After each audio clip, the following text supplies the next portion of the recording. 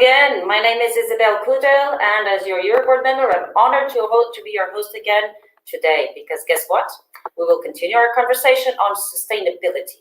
So last Tuesday, the day 2 of the EuRA Spring Sessions, we looked into how corporate housing providers can become greener, more eco-friendly, and go up on the list of the growing number of conscious buyers. Today, we are moving on to the sustainability focus areas in global mobility in a session moderated by Ben Ivory, Vice President at Grable Companies, and sponsored by Partners in Relocation Group, peer group, established in the Netherlands in 1997 by Isamar van Hilten, so one of our industry's dear founders. Over to peer group.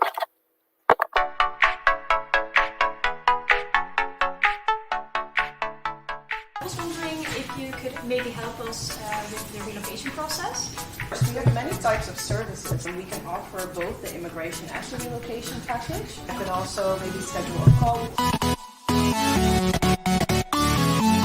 At Peer Group, our team is engaged, culturally aware, and enthusiastic.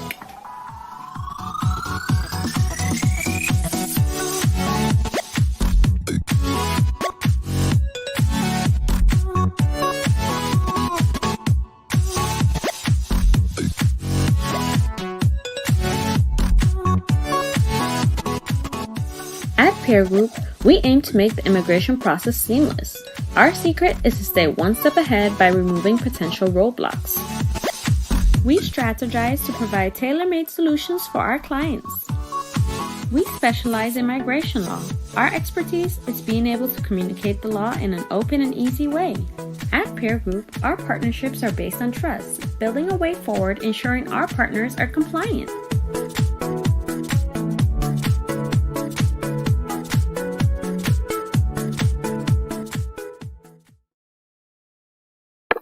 Thank you. Without our sponsors, we could never hold events as brilliant as we do. EuRA, I'm talking about. So going back to our sustainability subject today, you know, it takes courage to accept accountability for really minimizing our environmental impact, right? We have not inherited this earth. We're only here to look after it for the next generation. And that's why the 17 defined sustainability development goals, we will refer to them as SDGs, they're much more than environmental. They're an urgent call for action by all countries, developed or developing countries, in a global partnership. How our industry relates to cooperation, right? We partner with each other, and so we must continue to view sustainability as a matter of survival of your business, where you can create a massive change. But what exactly and how can we summarize the crucial value of these 17 goals? So it starts with recognition again.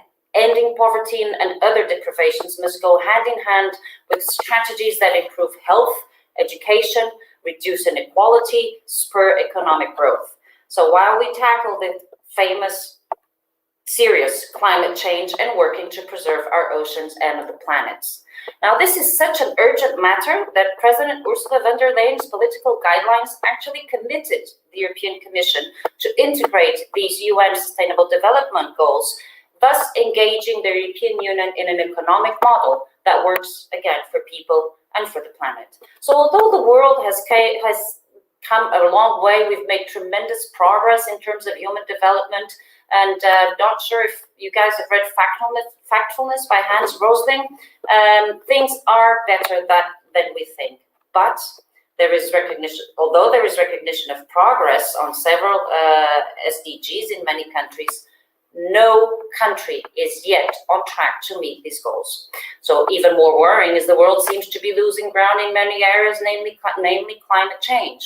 So that's it from me for now, and over to our expert panel to learn more on how we must work towards net zero environmental impact, increase energy efficiency, eliminate single-use materials, enhance social value, and what our businesses are doing to innovate and contribute to this area.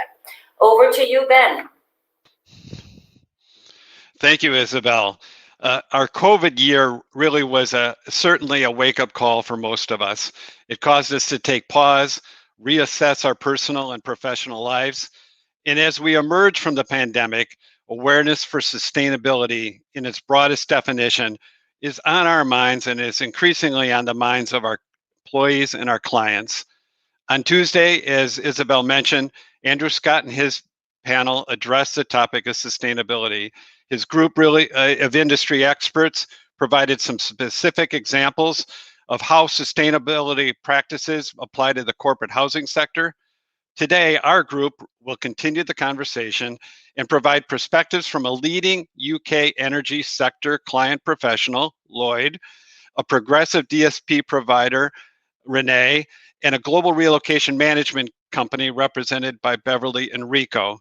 This presentation is intended to provide a high-level understanding of sustainability, ESG, CSR, and establish a foundation of what really is a multi-year, if really a multi-generational effort. So we'll get started, and I think I'll let our expert panel of professionals introduce themselves. And Lloyd, I think we'll let you help us get started. Hi everyone, good afternoon, good morning. My name is Lloyd Townsend. I'm a supply chain specialist in the corporate affairs supply chain team at EDF Energy in the UK. I'm also part of the Helping Britain Achieve Net Zero working group, which is our internal sustainability working group. So good afternoon, pleased to be here. Thanks, Lloyd. Renee? Hi everyone, I am Renee Stigman. I'm from Relocation Africa. I'm representing the DSP portion of today's panel. We've been in business in Africa, a very colorful continent, for 28 years, and it's never dull, and I have an absolute passion for sustainability and to see how we can affect change. Thank you, Renee. Rico? Hi everyone, my name is Rico Lopez. I'm supply development lead here at Grable Companies in the EMEA region, so I'm calling you now from Prague. Basically, in my role, I look after our partner network of providers that we work with.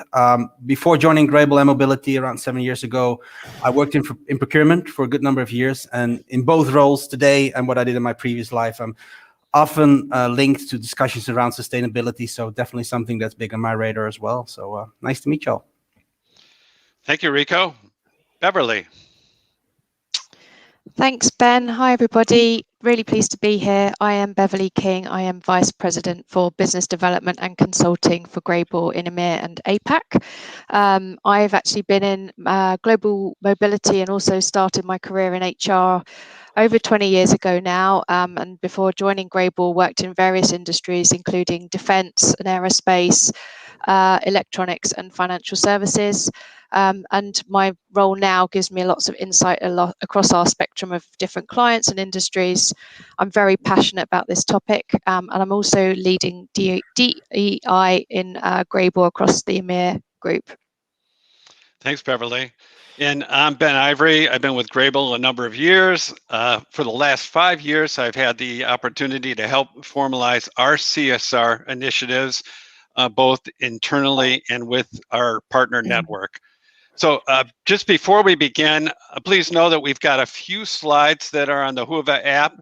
And also we posted 3 questions in a poll. If you've had a chance to look at them, thank you. If you'd like to complete the poll, please do. If we have time, we may refer to them during the presentation. So I think we'll get started. Renee, you really have a passion for this topic, both personally and as a leader of your company. Can you help us with a little bit of the terminology and definitions, and also share some concerns that you may have regarding this very broad topic? Sure, thank you, Ben.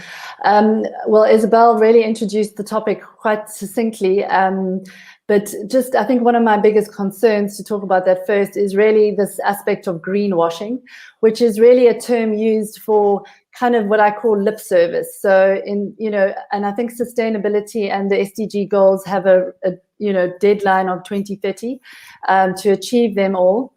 And as Isabel alluded to, 17 of them is a big task to try and eradicate some of these goals. So greenwashing is really, we can't afford lip service. We actually have to action and walk the walk in terms of sustainability in our both personal lives and business lives in order to achieve them. So that's my first concern, I guess, and why I am passionate about it, to try and sort of educate and both the people within my business and my sector. So corporate social responsibility, often known as CSR, really is a company's active management and integration of both social and environmental concerns into their business practices. It often gets confused with another term called ESG, which stands for environmental, social, and corporate governance. And these three central factors really assist a business to measure sustainable and societal impact of an investment in a company or a business. So just some little nuances there between those. I think Isabel, again, put quite a good ring on sustainability. Again, potentially an overused word, and we have to be careful of it. But essentially for me, the term really is that balancing act. Sort of a sustainable business is one that generates profit while actually improving societal and environmental conditions. So it's trying to get that balance right within our businesses. And so just to reaffirm the 17 SDGs, it was we have a timeline of 2030. It was set by the United Nations in 2015. And just to give an example of some practical already mentioned considerations, we often talk about DE&I, and that would really fit quite nicely into SDG 5, gender equality, or SDG 10, reduced inequality. And I think understanding and educating ourselves around the SDGs would go a long way to helping us put a manifesto into our business or our personal life, and understanding them better. There are a lot more. I'm not going to go into any more because we will talk about some as we go through our panel today. Thank you, Renee. Lloyd, can you share a little bit about EDF's sustainability commitment? And also maybe answer the question if you see a consensus on prioritization. For example, if a company may be leading in DE&I but not protecting the environment, does a corporation weigh one more than other? Yeah, absolutely. Thanks, Ben. So yeah, you mentioned our Helping Britain Achieve Net Zero initiative, so HBANs. And I think what makes it great is it's got a really broad scope, and it's made up basically of 5 pillars. So they are net zero environmental impact, increasing energy efficiency, the elimination of single use, enhanced social value, and also innovation. So there's the 5 pillars, and they essentially aim to look after our people, look after the planet, and encourage innovation both ourselves and within our supply chain. So the idea really is to record and share any initiatives from within our supply chain that fall within any of these 5 pillars. And I think we have to promote sustainability for it to become routine, for it to become the done thing. Hopefully we can get to a place where we don't need to specifically call out sustainability. It can just be part of the culture of a company. And I think if the more companies that can do this and can ingrain it into their culture, it feels like then we'll be on the right path. Looking at ourselves, so as a producer of energy, we feel that it's our responsibility to take a leading role in Britain's race to net zero, and hopefully other businesses can be equally as honest with themselves to ensure that they're contributing appropriately based on their business activities, whatever it is they are. So, for example, it would not be right for EDF to focus really heavily on the D&I side whilst not really contributing sustainably. So, for example, if we continue to run coal power stations, for example, we actually have one that's still in service, but it's going to be shut down, I think, in September 2022, at which point we'll then run on our low carbon mix of nuclear and renewables. We feel that nuclear will always have to play a part because it provides a steady and reliable baseline, which can then be supplemented by renewable energy when conditions allow. So I think at Easter this year, the UK set a record, which I think was around 83%. 83% of the grid was being run on renewable energy sources. So that was because it was sunny and it was windy. So when that happens, we can dial down the nuclear output and run more cleanly. And clearly, as the renewable infrastructure continues to improve, we hope that those occurrences can occur more and more. So yeah, looking at the sustainability side of things, clearly we're against the clock. I think Renee mentioned the 2030 deadline, and if we act decisively in the next decade, we can hopefully limit global temperatures from increasing beyond 1.5 degrees. If we can do that, then hopefully we can avoid breaching a number of these environmental tipping points, which will, cause, serious problems around the world. So I think looking at it from this point of view, I guess you could argue, well, maybe sustainability should be prioritized. But I think what we've seen in the last kind of 12 to 18 months on the diversity and inclusion side of things feels like a real, watershed moment in the race to end the parallel race that we're running to end inequality. We're all shocked by, the tragic killing of George Floyd and the seismic reaction that was sparked across the world. It really feels as though it has kind of galvanized support from people of all genders, races, religions, orientations to say that, no, we're not going to accept this any longer. People are now willing to stand up to ensure their voices are heard in order to drive change. And I would argue that whilst we're on the clock from a sustainability point of view, we're also on the clock as a society to drive change.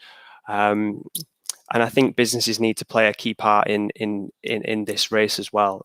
They need to create a diverse and inclusive environment which allows their employees to feel safe and to flourish, being exactly who it is that they are. I think we're also going to see that when people are applying for jobs, they're going to be looking at, what is this company doing on the sustainability and CSR side of things, and that's going to be a factor in their decisions. So hopefully companies will want to do the right thing, but also if they need any more incentive, then they're going to miss out on the best people if they don't do. So I don't think businesses can afford to focus on one side or the other. Hopefully companies can be ambitious and address both areas. Lloyd, thank you so much for that comprehensive overview. Really helpful. Beverly, you work with a lot of leading global corporations, whether it's in EMEA or around the world. Do you see in our RFP questions or working with clients, are questions sincere interests on the part of the corporations regarding CSR? Is it really a check the box process, or is it maybe both? Yeah, there's definitely been an upsurge of interest, I would say, and inclusion around DEI, sustainability, CSR topics, particularly in the last, I would say, 12 to 18 months. And of course, last year, it's gone exponentially up. It is really interesting as kind of wanting to know what's the reason behind it. Obviously, COVID has made a big impact, and I think people are, much more aware of their surroundings now. And as Lloyd said, with the incidents in the US last year with George Floyd, that certainly brought DEI up to the forefront. We actually ran one of our digital events last summer, so it was our EMEA Inside Mobility Digital Summit last June, and we asked the question. We had a particular session on sustainability, and we asked the audience, like, how important is sustainability for you? 38% told us that they'd already started to work on sustainability related policy. 50% had not yet started, but inferred they were planning to, and only 12% said they had no actual plans at that point. So it does point to the fact that it is definitely a growing interest for others. What is also really interesting, I think, is when you dive into an organization, when you're going through an RFP, understanding the background of the organization, their corporate strategy. If sustainability, DEI really seem to be at the forefront, then you can probably understand that there will be some of those initiatives that will help in the background drive, the procurement process, the RFP process, and be a factor that is included. And we've had examples where particular clients have said to us, through the process at the very beginning, sustainability is one of our key evaluation criteria, and they've really called that out. There are others where they've asked a few questions, but it never really kind of comes out in the discussion. So you're doing a presentation. If it doesn't come up in the discussion, if there are no questions, there doesn't seem to be that much of an interest, then it's probably more of a tick box exercise, I would say. Thanks, Beverly. Rico, from an RMC standpoint, what steps is your organization taking to show leadership in CSR and sustainability? Yeah, Well, to start off with, Ben, I think it's culture, right? As Lloyd said earlier, I think at Grable we did a great job of making this a part of our culture. Next to that, there's a couple of real tangible actions that we took in order to really put this on our radar as well. Big step we took is that Grable became a signatory of the UN Global Compact back in 2016. And that requires a specific commitment to the 10 principles that they uphold. And it actually requires us to yearly report back to them. For those who don't know, the United Nations Global Compact, it's a strategic initiative that supports global companies, basically who are committed to responsible business practices in the areas of human rights, labor, environment, and things like that. So I think a big step for a company like us, and Ben, you yourself, you're a big driver behind all this. So it's a great initiative, as you know. What we also did at Grable is we began to measure our carbon emissions. I think a lot of companies started doing this, and we wanted to make sure we did that as well. It's very important, I think, if you start measuring things. And we also signed the climate pledge, basically committing to zero net carbon emissions by 2040. So this is also something that we communicate out to our clients, who are very obviously welcoming that target as well, that objective. Enrico, can you share what your organization is doing to help suppliers with their initiatives, or possibly even reward suppliers who are taking action? Yeah, sure. What we did, if you will, from a practical point of view, is we added language to our supplier code of conduct. So that's some paper, right? What we're expecting within this area. What we've also done, and this will be the 5th year that we're doing it, we're recognizing supplier for environmental stewardship each year. So at our Global Alliance conference that we have every October, actually, we give an award. We got a winner here in our panel today. Renee won with Relocation Africa last year. And we're also organizing a supplier sustainability webinar, I think upcoming in July. So, those are some of the small things that we're doing. I do like to call out that Grable is a global company, right? And we know that a lot of our partners that we work in our network with are all over the world, all different setups. Some companies are smaller than others and have different opportunities. So we work really closely with all of these companies to try to build a plan together, what works for them. But if anything, we bring this topic up with all the partners that we work and talk to on a regular basis, just to make sure that we all sort of get our focus in the same direction. Thanks, Rico. Renee, I think that ties into what we're just talking about. From your perspective, some services have more environmental impact than others. How do you differentiate your company in service category versus your peers? Great, Ben. I guess, essentially, from a sustainability perspective, we need to all look at our own businesses, the environment we're in, and how our businesses impact sustainability. So Relocation Africa is in the service category. We don't own trucks. We don't own properties. And so it's quite different in terms of what we would look at in terms of being a sustainable business and trying to balance, the environment and the people issues to continue to be profitable. And just to give an example of something we've taken on to be sustainable into the future, because SMEs suffer so much from cash flow. And obviously with COVID and all the stresses of business, we've taken on a campaign called #PayIn30. And our motivation behind it is really to one, as a small SME, to commit to our supply chain that we will pay them within 30 days. So that's not on 30 days, it's anytime up to 30 days. They have families to feed. It impacts their cash flow, it impacts their business directly. Obviously, this has a huge impact on us, that knock-on effect along the supply chain. So we did first analyze our client base, and 50% of our clients are paying us within 30 days. And we are in discussions with other clients to encourage them to do the same, just so that we can be sustainable into the future and not lose business because of a cash flow issue. So just on the competing perspective, in terms of competing with our peers in the industry, from a sustainability perspective, we believe in working in partnership vertically, horizontally with our competitors, because we're all working to the same goal here. We are collective in our approach in terms of achieving the 2030 deadline. So I would like to see a lot more collaborative partnerships in working together and finding ideas that we can all work towards the same goals. So Renee, I really like the way that you expand the definition of sustainability to both just practical steps, but then also how you're the viability of your organization. And I'm, as a follow-up to that topic, do you feel that this CSR sustainability initiatives have added costs to your operations? So it's interesting. So Cape Town suffered from a heavy drought a couple of years ago, and we did things like had to put rain tanks in, and now we are a lot more water conscious.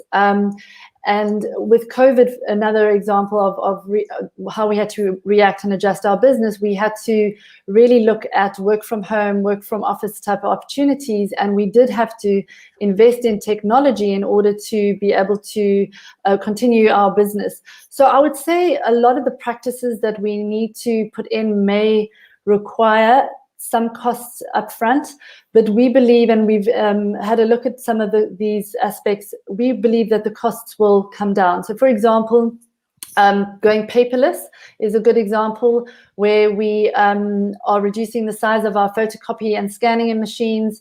We're not having to purchase paper anymore. So yes, the cost, may have a little increase in the beginning of the process, but ultimately we believe that there are cost efficiencies that our business will achieve. Thanks, Renee. Lloyd, coming back to you, if the topic is really important, as we all, I think, agree that it is, and it requires a long-term perspective, how will we or how will your organization measure progress? Yeah, so I think on the sustainability side of things, I think you need to be aware of your carbon footprint. So I guess there are three parts to that. So thinking about the carbon of the energy that you buy, carbon of the energy that you use in your business operations, and then also the carbon that is coming from your supply chain. We also have a H-Bands questionnaire, which we share with all of our key suppliers. So we have a great understanding of what they're doing and also of the carbon that they are using. And I think the third thing is to be aware of key data points that will help us to track progress. I think clearly the proof will be in the pudding. On the net zero side of things, I'm sure our governments will keep us well informed of how we're doing there. But in terms of D&I, as an example, we take data around the ownership of a company when we begin working with them, for example, to see, are they owned by women, for example, or are they owned by an ethnic minority? And over time, we gradually want to see an increase in the businesses that we're working with from any of these groups. So yeah, I think just being aware of who you're working with is a really good way of being able to track progress. Thanks, Lloyd. Beverly, how, we touched on a minute ago the idea of the flavor of the day, and I think all of us have a little bit of that concern. Is this going to be a 1 year or 2 year emphasis, and then we move on to something else? How do you feel like we can avoid that happening? To be honest, I think it really needs to become a way of life, and you need to really start thinking differently and make that part of your everyday. And that's not just in your business life, but it's also in your personal life. And if I think about the journey where I came from, it was a few years ago. My oldest son was 6 at the time, so only 6 years old. He was brushing his teeth, and I know we talked earlier about using the use of water and the retention of water, but he was brushing his teeth and the tap was running, and he said, "Mummy, you've got to stop the tap, it's bad for the environment." And I had a 6-year-old telling me that, and it made me think, I need to be responsible for my children and the next generations.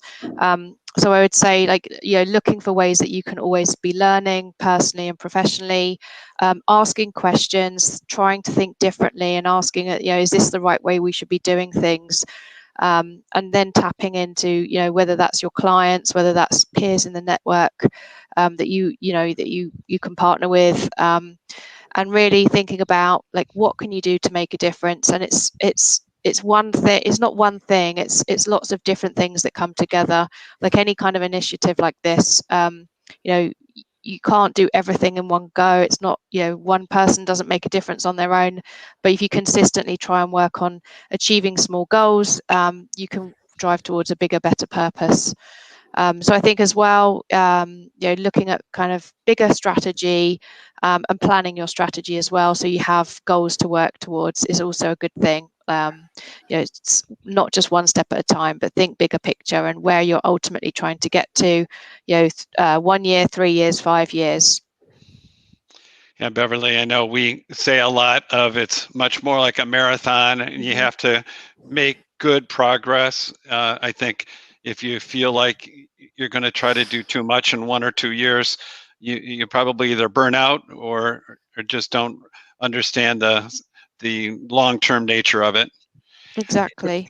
Renee, if we can be maybe practical and talk a little bit about the industry associations like EuRA, what role they can play, how can we work together?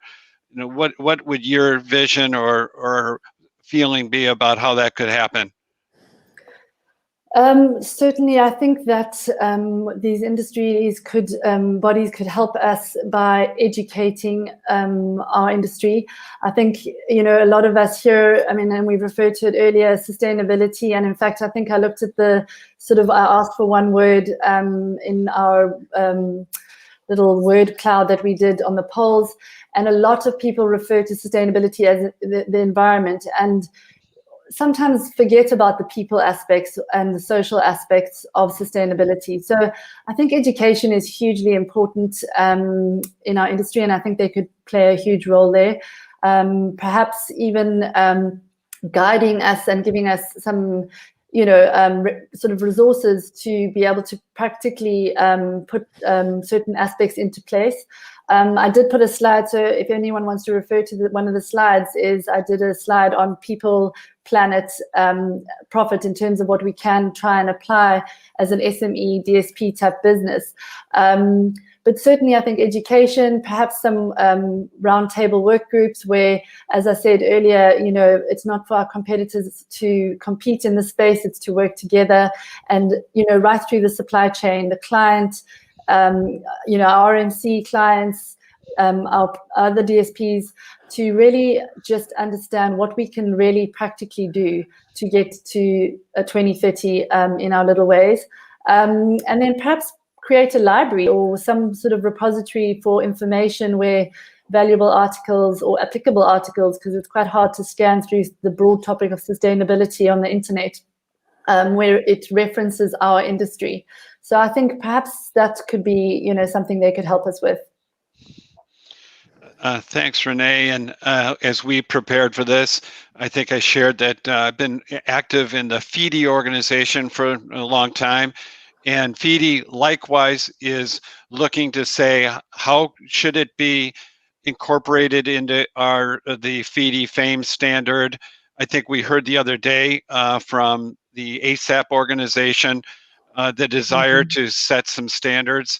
And so from my perspective, I think the associations can help our industry work together to create standards, direction, education, as you mentioned, for us to work collectively together. So again, I know that you mentioned it to Dom and others at EuRA that they're very anxious and interested in doing that as well.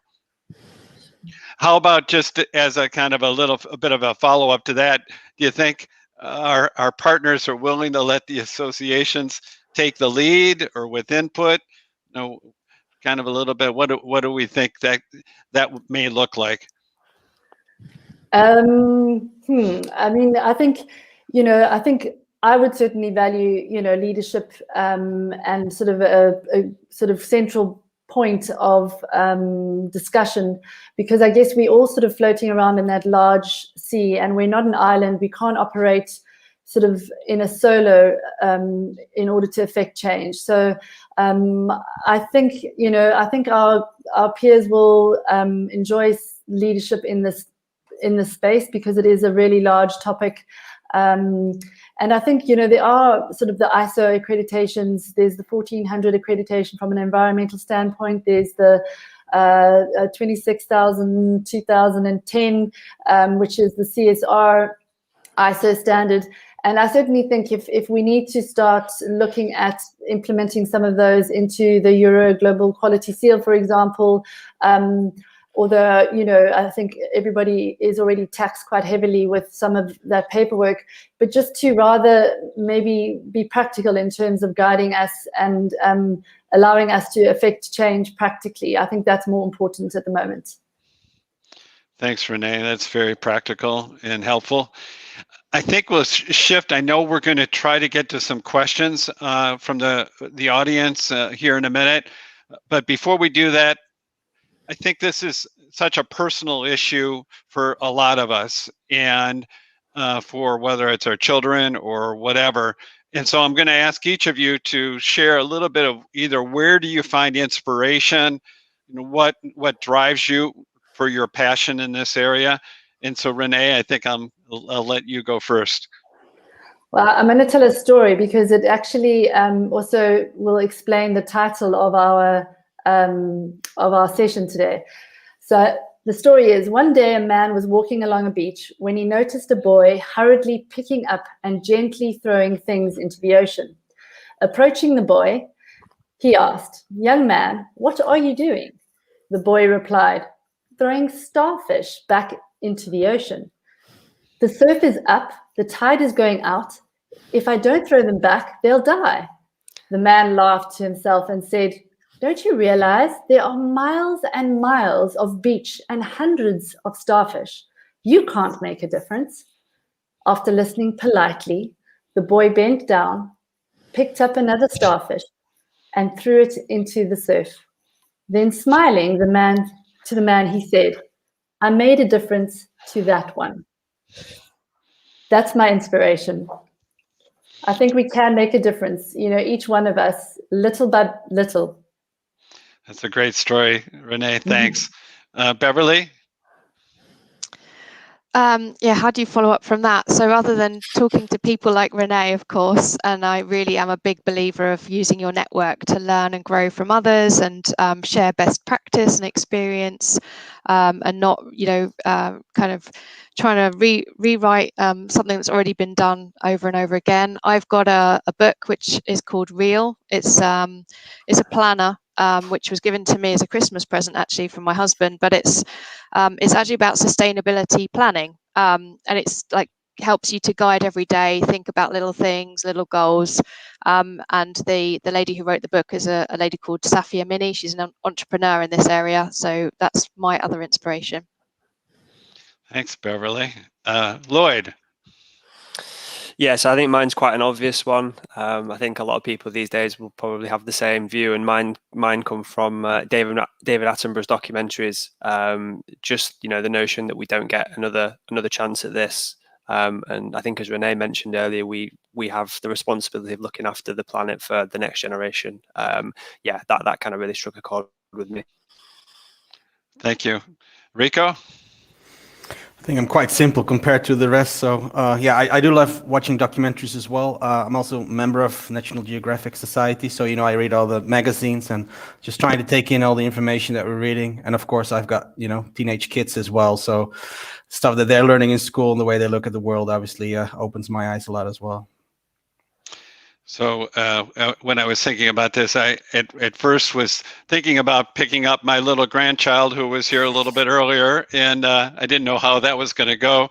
But a little bit more practically, again, I like, different books. There's so much written. This one is the Bill Gates book about how to avoid a climate crisis or disaster. And I think there's a lot out there today that is simple and not too technical in helping us all understand. There's a lot out there, and as Renee mentioned, potentially EuRA and some of the other associations can help us maybe have a more condensed reading list for all of us to refer to become more understanding of the topic.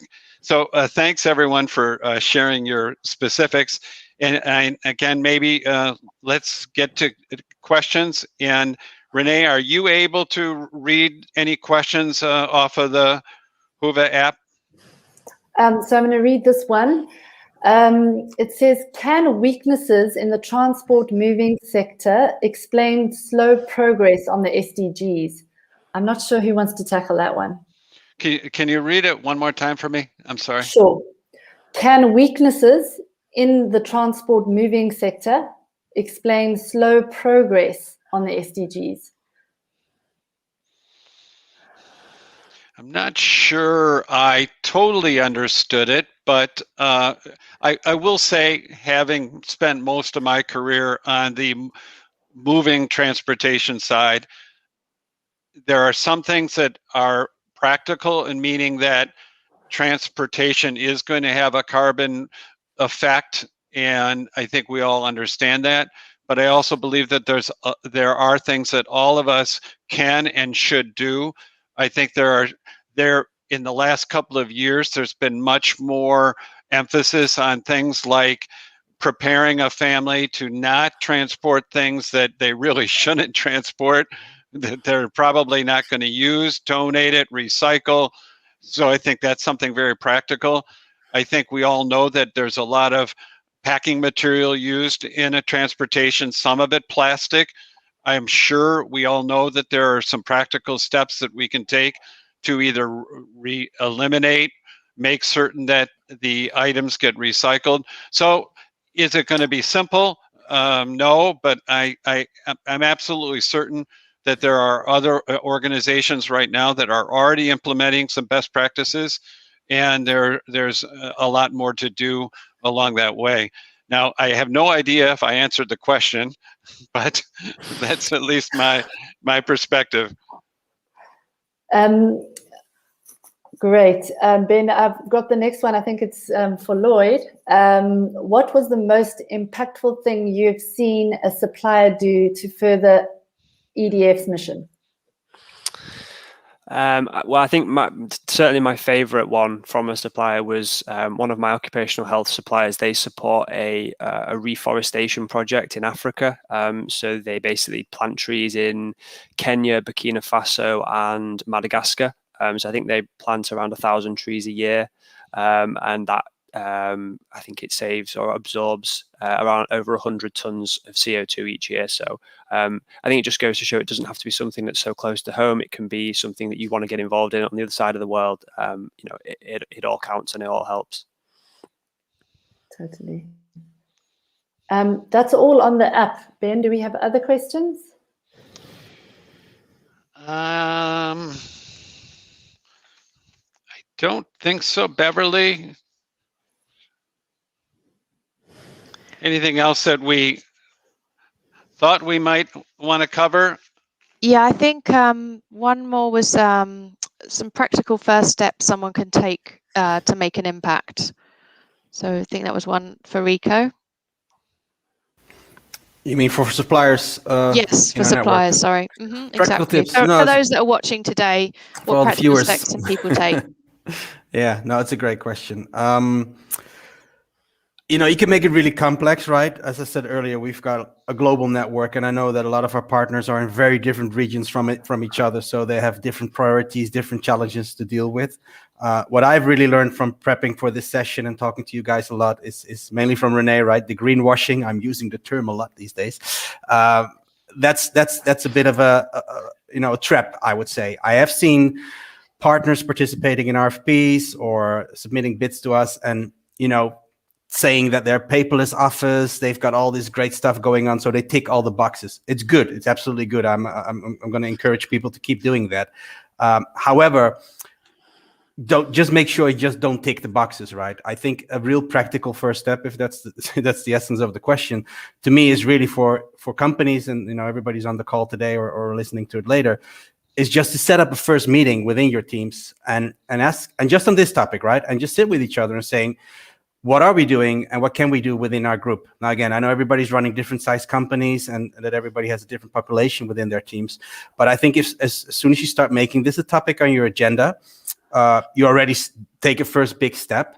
And then really be critical on yourselves, make it measurable. Don't just have a meeting and say, okay, yeah, we should do everything better and we could do this and use less water or whatever. But put real objectives in place. I've seen some really original things being done out there in the market. People who are not just making their office paperless, but they decided everybody should go to work on a bike. I'm from Amsterdam. For us, that's pretty normal. But if you're in a different city, in a different country, that could be a really big step, right? But really measure it, because once us RMCs will go out to you as providers, we will ask a question. And this question is going to be more and more important, because as Beverly said earlier, when we go to our clients, this question is becoming more and more critical. And there's companies, and I'm sure Lloyd with EDF, of that size, for them, this is super critical even. So we can't go back anymore and tell people, okay, we've got, a paperless office, and so we're great. No, you need to really invest in this, and you really need to speak to your people within your teams. Grable is a global company, so we got a very diverse workforce. But I always notice that within Grable, it's a lot of the people on the floor, the consultants who may be quiet typically, but they come up with great ideas or suggestions how to improve. So have that first meeting and really talk to each other and see what it is that you can do as an organization as a first step, I would say. Long answer there, sorry, B, but. That was good. So I think we're going to use the last extra 10 minutes to give back to the audience, and with the idea of probably this topic needs more action than talk. And so if people want to use that extra minutes to either think about it, research, whatever, I really want to thank the audience for your participation and interest. I'm hoping that some folks are going to probably watch this tape in the next week or two or whatever. Big thanks to the panel for your contributions and your passion. It was really fun working with you together to develop this.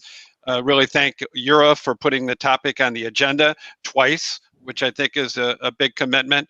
And last thing I'll just say is let's all commit to maintain the focus and the momentum on the topic, and hopefully look back someday to these days as the time that we all took action, and as we here in our company, is that we left the planet better than we found it.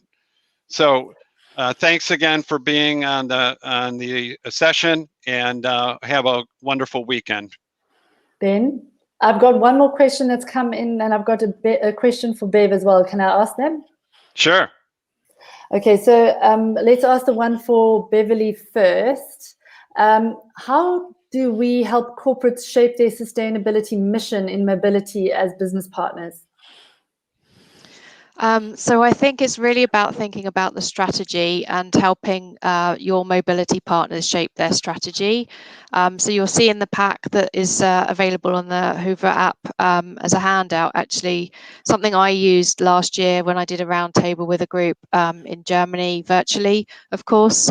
Thinking about shaping strategy from 4 different areas. So one was about mobility policy, the other area was around supply chain, then on operations, and then on compliance and standards. So, if you think about the operations as a mobility team, encouraging your mobility team to talk the right language, invest in time with their corporate CSR policy and initiatives to understand what the company's overall drive is. But then as a business partner, and this comes into the supply chain, but also into the policy, helping them to shape things in the right way, that does make a difference. And there's benefits for that as a partner as well, because you're also shaping things in the way that are going to be relevant to you, ideally, and I would think is the ultimate goal, but it also is doing the right thing with the corporate. And it's impressing the sense of urgency, giving them challenge, asking them questions, as like I said earlier, asking questions, making them think a little bit differently. And that shows you as an innovative partner as well. Brilliant. So the one that's come on the app says, Renee, do you believe that CSR and DEI policies must be part of mandatory requirements to be a EuRA member? Wow. Look, I think, they should be mandatory actually, because this is, as everyone's referred to, should be part of our DNA actually. And it's not about writing up a policy. I mean, Beverly just referred to it. It's really about enacting something that we can appropriately and properly engage with. So for us, I mean, I don't know if I mentioned it earlier, but we turned our garden at our office into a veggie garden. And we now actually save money on watering just plants that look beautiful to vegetables that are edible. So, I think there's so much we can do and practically, put in place. DE&I, for us as a business, coming from South Africa, we have had affirmative action. We have now triple BEE, which has forced organizations to ensure that they are diverse. But there are still aspects as a business. For example, I just recently employed a young person, and in feedback, we've been doing a lot of value assessment in terms of our values. And she felt that part of our advert was not fully inclusive.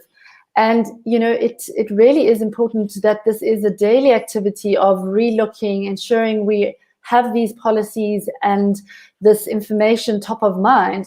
It's no longer something we can bury. We need to make it part of our DNA. I think that's important. And there's just one more, which is, for me, what more can be done to share these messages in our industry.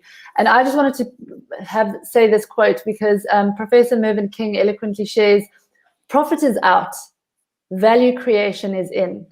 And it's something we haven't really focused on in this conversation. As we said, there's so much. But for businesses, we need to ensure we're creating value, we have a purpose. And part of sustainability is all of that, encapsulates all of that. So we need to become more corporate advocates, fighting for the right things, as opposed to just sitting idle. That's my last piece. Renee, I think that was about as great a wrap up as we could ever expect. So thank you very much. And again, thanks again to the panelists and for all that have watched. Again, have a great weekend.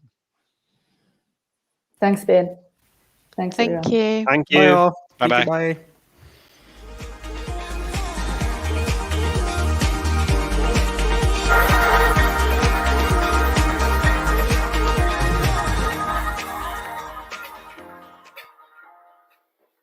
Hello again. So yes, thank you again. Thank you for reiterating the crucial importance of sustainability not being something we need to discover and know more about, but it really has to be in our DNA. I would just add another expression we didn't really talk about, and I think it's a nice start, which is circular economy. So everything we do and we reuse, and if you just Google circular economy, probably you'll end up at the Ellen MacArthur Foundation, which has fantastic resources. We were talking about education being fundamental. Having teenage kids is also very good. I have a little Greta Thunberg myself at home, and she also makes us aware of this crucial importance of leaving a better planet than we received it. In the mobility space, this is we don't want this to sound very lyrical. We want practical examples. I think that, for example, electric cars are becoming more affordable.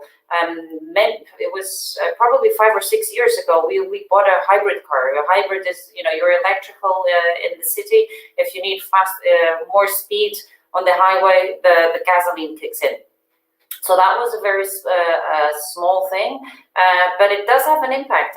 Clients really find it funny that you get into the car and it's not making any noise and it's eco-friendly and it's helping the environment. So all of these things help. Also, I think one very important aspect that helps us think about what we can do to make a change is understand that there's a financial gain in all of this. So when you are eco-friendly, you are saving money. When you are eco-friendly, for instance, in the clothes that you buy, you're saving money, because single-use materials in general, you spend money if you have a lot of things that you don't use very often. So it's a fascinating subject. I really liked in the slides that are up on EuRA app. Not only talk about the net zero environmental impact, and energy efficiency.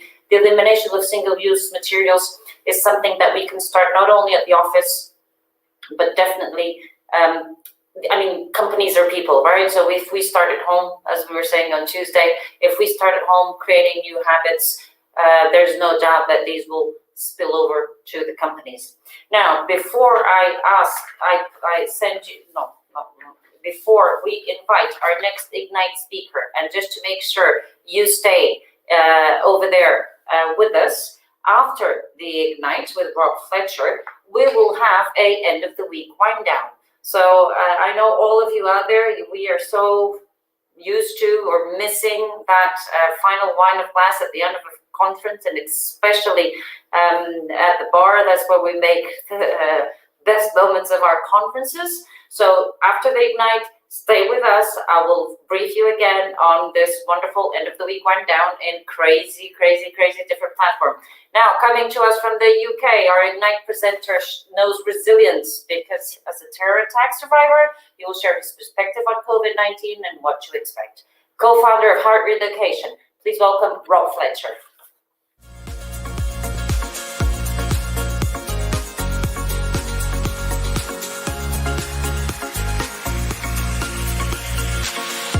There is no denying the global pandemic has changed the world. But the big question is, has it changed the world forever? Or is it just a temporary adjustment that will correct itself back to normal when the masks finally come off? There are those that say that working in city offices is now a thing of the past. City centres will become ghost towns. Imagine scenes from post-apocalyptic movies, Times Square now a field, wild animals roaming through the streets. And why do people think this? Well, productivity is off the scale right now. According to Deloitte research, people are working harder, putting in longer hours, are more available, and looking for ways to escape the boredom of lockdown. Work has almost become a leisure activity. And some business leaders, note the Barclays CEO's previous quote, are imagining a world with no rents to pay and the massive cost savings they can effect by remote working, smiling at the reaction to the next annual report. Why is productivity through the roof? I think it's simple. People have had nothing better to do. After the first 90 days, there's nothing left to binge watch on Netflix. No shops or leisure activities, no activities for kids. There's little to do. So work has almost become escapism, an escape from the reality of lockdown and the global pandemic, a bleak reality of millions of souls lost. Work has become the life preserver that's kept us all afloat. But working from home isn't some sort of nirvana. Let's consider the workspace. The home office can be anything from a converted shed to the kitchen table, from a small corner of a hallway to a child's bedroom, or frankly, any available flat surface. Of course, some people are fortunate to have a purpose-built home office with all the trimmings, but for the majority of us, it's quite possible that our workspace is also our sleep space. And yes, that means actually working from home in your PJs. Yes, there have been many pluses to working from home.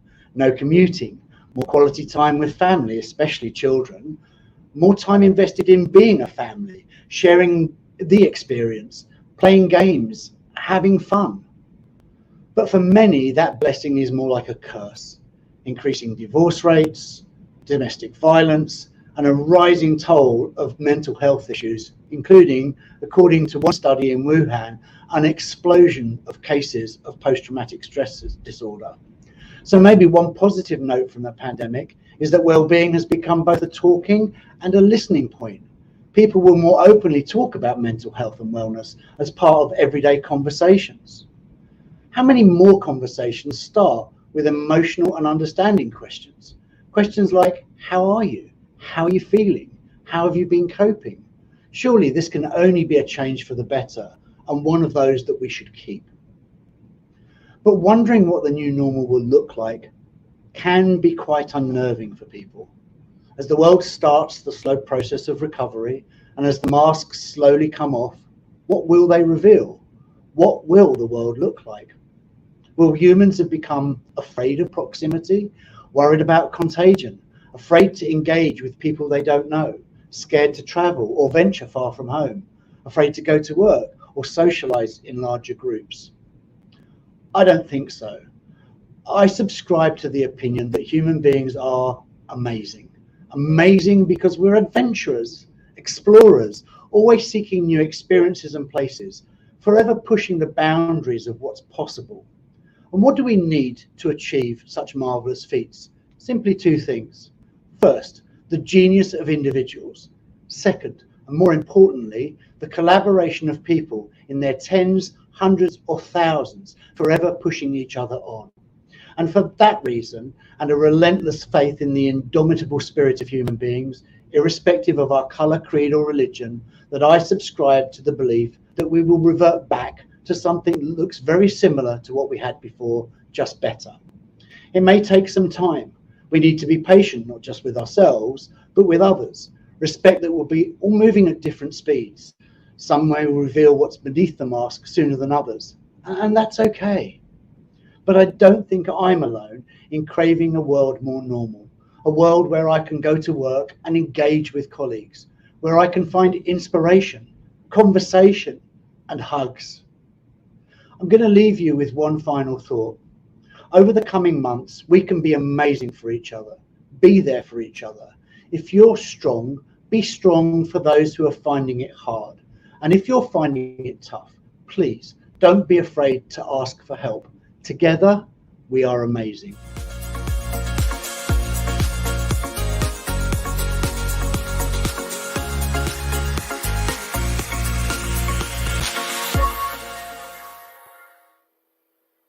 Thank you, Rob. Indeed, together we are amazing. All these SDG goals, they're all about partnering together because we must act as one world together.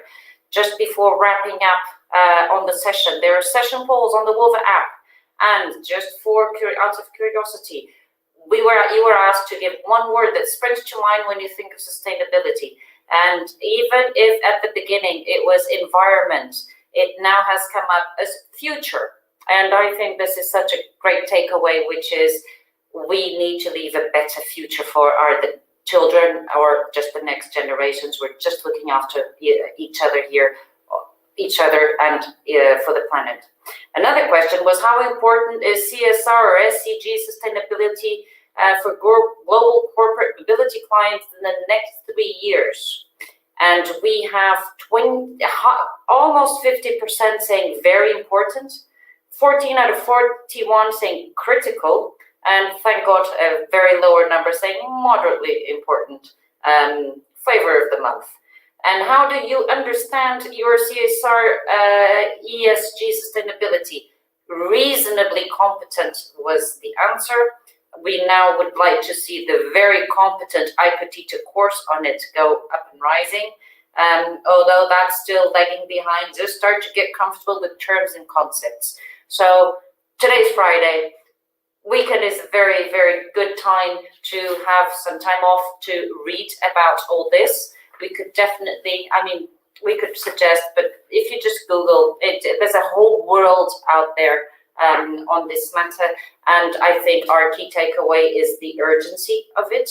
It is the urgency of it in our personal lives and in the companies that we run. Now, again, the promised networking and fun. Why is this going to be fun? We've had one trial at one board meeting, and it is the funniest chaos that I've ever seen. We were laughing like like we hadn't done in virtual meetings in a long time. Now, so what you need to do is you have to go back to the agenda in the app. Now, this only works on the desktop app. So while I'm saying this, if you're watching us from your mobile phone, please go to the app on the computer. If you're on the computer, where it says click here to join in the agenda, it will take you to a new link in a platform called wonder.me. Now, you will be wondered by what's happening next in there, and it's just fabulous. This is it. Well, I'm going there now, so I'm going to say goodbye to all of you for the week. I hope you have a really nice weekend. We are definitely back on Monday for yet another exciting session, and I hope to see you in the lounge in wonder.me. Bye.